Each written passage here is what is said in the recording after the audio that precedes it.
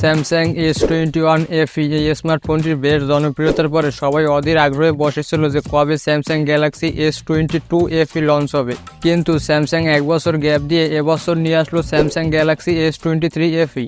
তো এই স্মার্টফোনটি দুইটি ভেরিয়েন্টে লঞ্চ হয়েছে, একটি স্ন্যাপড্রাগন ভেরিয়েন্ট এবং অন্যটি এক্সিনোস ভেরিয়েন্ট। তো এই স্মার্টফোনটিতে কি স্পেসিফিকেশন অফার করছে এই সকল বিষয় নিয়ে ইন ডিটেইলে কথা বলবো আজকের ভিডিওতে। তো চলুন আর বেশি দেরি না করে মূল ভিডিও শুরু করা যাক। ফোনটির ডিজাইনের কথা বলতে গেলে স্যামসাং গ্যালাক্সি S23 এবং A34 এর মতো সিমিলার ডিজাইন থাকছে এই জায়গায়। এই তিনটি ফোন যদি এক জায়গায় রাখা হয় তাহলে আপনি বুঝতেই পারবেন না যে কোনটা S23FE এবং কোনটা A34 অথবা কোনটি স্যামসাং গ্যালাক্সি S23। কিন্তু এই জায়গায় ডিজাইন এক হলেও এই স্মার্টফোনটি যথেষ্ট মোটা। এই জায়গায় থিকনেস থাকছে 8.2 মিলিমিটার এবং ওয়েট 209 গ্রাম। তবে এই স্মার্টফোনটি মোটা হওয়া সত্ত্বেও এই জায়গায় থাকছে না কোনো 3.5mm হেডফোন জ্যাকের পোর্ট। এছাড়া যাবতীয় পোর্টস এন্ড বাটন সবগুলি অ্যাভেলেবেল থাকছে এই স্মার্টফোনটিতে। ফোনটির ফ্রন্টে থাকছে ফুল ভিউ ডিসপ্লে, যার টপে থাকছে ছোট্ট একটি পাঞ্চল। হ্যাঁ, এই জায়গায় পাঞ্চলটা অনেকটাই ছোট, তবে এই জায়গায় এই স্মার্টফোনটির বেজেলস অনেকটা বেশি। এই জায়গায় আরো কিছুটা বেজেল কম দিলে ফোনটির ডিসপ্লেটি আরো অনেকটাই ভালো লাগতো।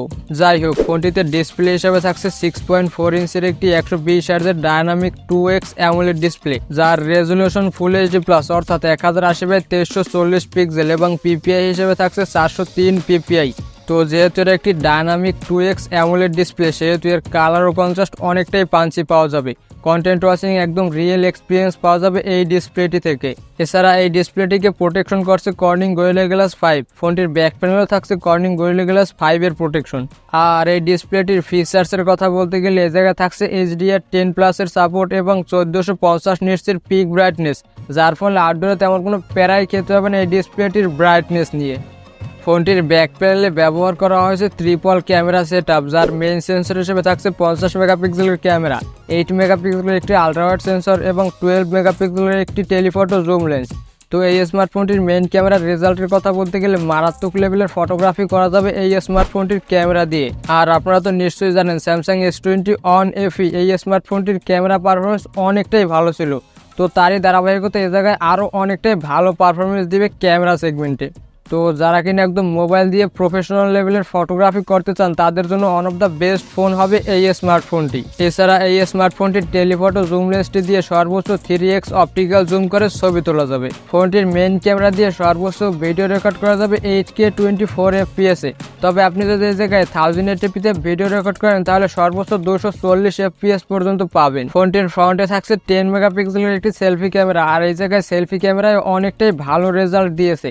ফোনটির পারফরমেন্সের কথা বলতে গেলে ফোনটি রান করছে Android 13 বেসড অন ONUI 5.1 এ। তো আপনারা তো নিশ্চয়ই জানেন স্যামসাং এর ONUIটা বর্তমান সময়ে অ্যান্ড্রয়েড মার্কেটে ওয়ান অফ দ্য বেস্ট একটি ইউআই। আর এই ইউআইতে তেমন কোনো বাগ এবং ব্লোটারের দেখা পাওয়া যায় না, একদম একটি ফ্রেশ ইউআই বলা যায়।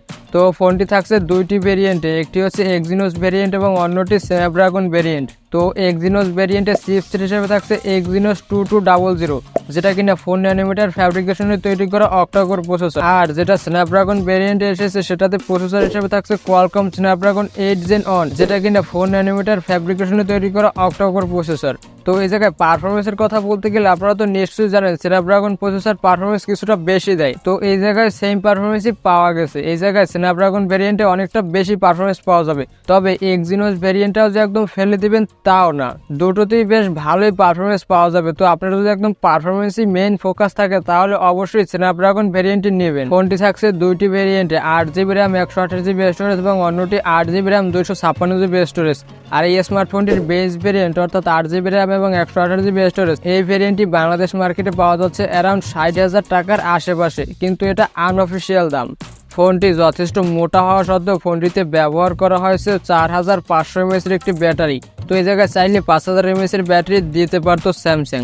তো যারা কিনা একদম হেভি ইউজ করবেন তাদেরকে দিনে 2 বার হয়তো চার্জ দিতে হতে পারে এই স্মার্টফোনটিকে। আর এই জায়গায় তুলনামূলক ব্যাটারি কনজিউম অনেকটাই বেশি করে FE সিরিজে। আর এই স্মার্টফোনটির সাপোর্ট করে 25 ওয়াটের ফাস্ট চার্জার। তবে এই স্মার্টফোনটির বক্সে কোনো চার্জার পাবেন না, আপনার আলাদা চার্জার কিনে নিতে হবে। এছাড়া এই স্মার্টফোনটির সিকিউরিটির কথা বলতে গেলে ফোনটিতে থাকছে ইন ডিসপ্লে ফিঙ্গারপ্রিন্ট সেন্সর, যেটা কিনা আলট্রাসনিক ফাস্টই বলা যায়। তবে আলট্রাসনিক ফাস্ট ফিঙ্গারপ্রিন্ট সেন্সরটি ব্যবহার করেনি এই জায়গায়, তবে অনেকটাই ফাস্ট কাজ করে এই ফিঙ্গারপ্রিন্ট সেন্সরটি। এছাড়া সাথে থাকছে সফটওয়্যার বেসড ফেস আনলকের সুবিধা। তো এই ছিল স্যামসাং গ্যালাক্সি S23 FE এই স্মার্টফোনটির ফুল স্পেসিফিকেশন। আপনাদের কাছে এই স্মার্টফোনটি কেমন মনে হয় অবশ্যই কমেন্টে জানাবেন। সো এই ছিল আজকের ভিডিও। আমার ভিডিও যদি আপনার কাছে ইনফরমেটিভ অ্যান্ড হেল্পফুল মনে হয় থাকে তাহলে ভিডিওতে একটি লাইক দিয়ে চ্যানেলটি সাবস্ক্রাইব করে রাখবেন। আজকের মতো বিদায় নিচ্ছি। টিল দেন, আল্লাহ হাফেজ।